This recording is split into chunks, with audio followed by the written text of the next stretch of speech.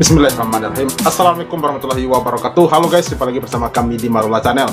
Guys, sepertinya nih rekayasa kasus Vina Cirebon akan lenyap begitu saja jika penegak hukum tidak adil dan tebang pilih. Dan kita rakyat menghimbau kepada Bapak Kapolri dan juga aparat penegak hukum untuk segera mengambil tindakan terkait kasus Vina ini, ya nggak guys ya?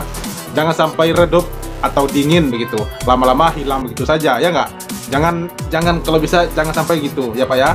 Nah guys, inilah momen saksi palsu Rudiana ditolak LPSK dan diseret satu persatu ke penjara. Siapakah dia? Ini ya, let's go.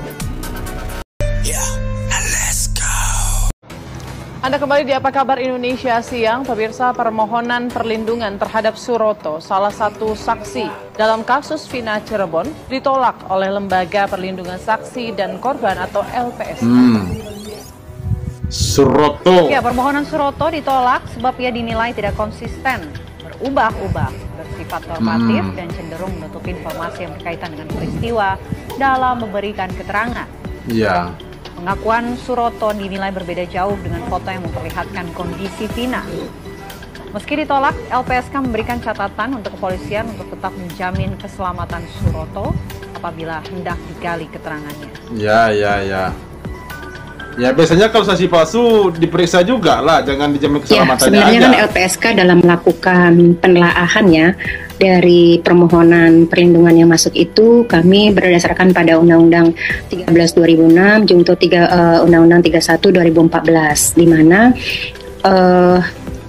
kami juga harus melihat syarat daripada perlindungan terpenuhi atau tidak, dan juga mengenai pasal 2 junto pasal 4 yang itu berkaitan dengan adanya proses peradilan pidana. Jadi permohonan dari Pak Suroto itu masuk itu awal-awal ketika memang muncul ya, karena kami memang proaktif, kami memang mengetahui Pak Suroto, dan kemudian kami sempat melakukan wawancara pertama kali gitu, dan ada beberapa informasi-informasi yang sudah kami peroleh. Pada saat itu memang Pak Suroto belum mengajukan permohonan perlindungan, itu di wawancara pertama. Lalu kemudian setelah itu bergulir, baru ketika selanjutnya Pak Suroto mengajukan perlindungan dan kami kembali melakukan wawancara yang kedua. Nah, pada saat kami melakukan wawancara kedua, memang permohonan itu masuk pada saat Polda itu sudah melakukan proses pemeriksaan terhadap Peggy Setiawan, ya, sehingga ada proses peradilan pidana di sana. Nah, dalam perjalanannya kemudian kasus Peggy Setiawan diajukan pra peradilan.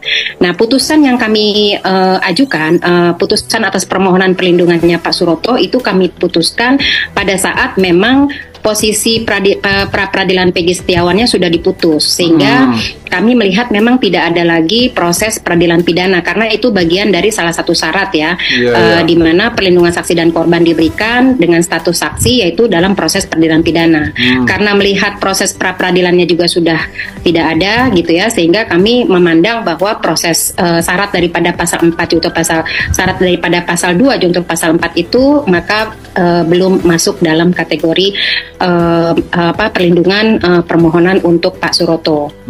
Setelah dianalisa TKP dan berarti wajib diperiksa juga itu ya, kalau mengenang ada itu harus dipenjarakan juga kalau bisa ya. Jawaban penyidikan di pengadilan.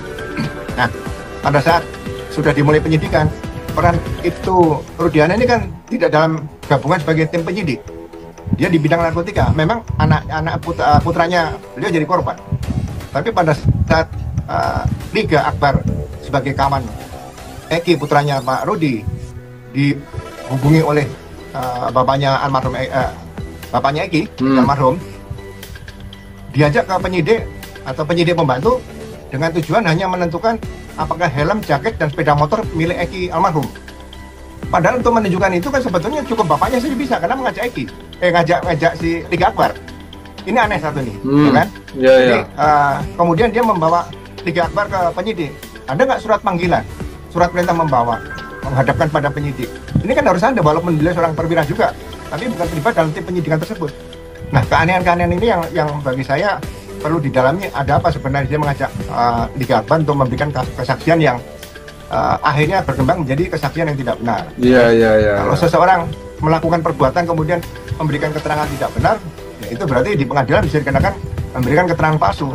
Tapi kalau seseorang dipaksa memberikan keterangan tidak benar, padahal dia memang tidak tahu permasalahan itu, apakah bisa dikatakan dia memberikan keterangan palsu? Dan sumber keterangan palsu ini harus dibuktikan dari siapa gitu aja. Iya betul. Rudiana akan kena batunya. Cirebon ada di Timur, Pak. Mantap, Mama Hasik. Insya Allah polisi di Cirebon akan masuk bui dan termasuk si Gugun dan Aris Papua. Ayo tepuk tangan dulu. Ya. Mantap, keren. Pokoknya kita akan menang kawan-kawan. Ya, mereka akan masuk bui. Mudah-mudahan bisa langsung dipukulin sama orang-orang itu ya. Kita menang dulu. Bismillahirrahmanirrahim lah. Tadi kisi-kisinya dari orang yang kompeten. Bismillah. Kalau Pak Rudiana ini mau hadir, itu jauh lebih bagus nanti secara sukarela datang. Akan mengajukan juga hal itu. Yang mengajukan kita nggak ada kewenangan seperti tadi. Kami kan bukan jaksa atau aparat penegak hukum lain yang punya kewenangan memaksa. Meminta hadir atau bagaimana mungkin? Kami himbau udah sekarang hadir. Kalau kami masukkan ke kami himbau ini kan, kami himbau hadir aja. AIF juga hadir. Kalau memang betul bisa nanti kita adu data, adu argumen, adu fakta. Kalau ternyata betul bisa dibuktikan itu pembunuhan dan para klien kami ini membunuh, kami sendiri yang akan memohon itu untuk dihukum mati. Iya betul. Supaya dihukum mati. Iya mantap itu maksudnya. Kalau betul. Kalau terbukti. Kalau terbukti. Kalau buktinya nanti dihadirkan betul. Kalau enggak, ya jangan dong dihukum atas apa yang tidak mereka lakukan. Seumur hidup loh, kesian kan? Apapun dia. Mereka itu bukan geng motor, berkali-kali kita sampaikan, geng bangunan, geng kuli. Geng kuli ya. Nggak ada geng motor itu cuma di Valdi. Yang lain itu mereka nggak geng motor dan tidak tercatat itu satupun di geng manapun. Kami udah cek. Yang geng motor itu Rivaldi, hanya satu dari 7 terpidana yang ada dalam. Yang lain itu nggak geng motor, geng kuli. Iya. Kasusnya berbeda saja. Ini yang teman-teman harus catat. Kalau dibilang bahwa ini ada persaingan antar geng dengan motif, itu aja udah kami dapat patahkan. Mereka ini bukan anggota geng motor, coba hadirkan. Mau geng motor manapun yang ada di Cirebon yang mengaku mereka anggotanya. Iya. Nggak ada. Iya, Dan mereka sudah itu. nyatakan bukan. Jadi janganlah digeng ke sana, dikaitkan pertarungan antar geng motor dan sebagainya. Nggak ada.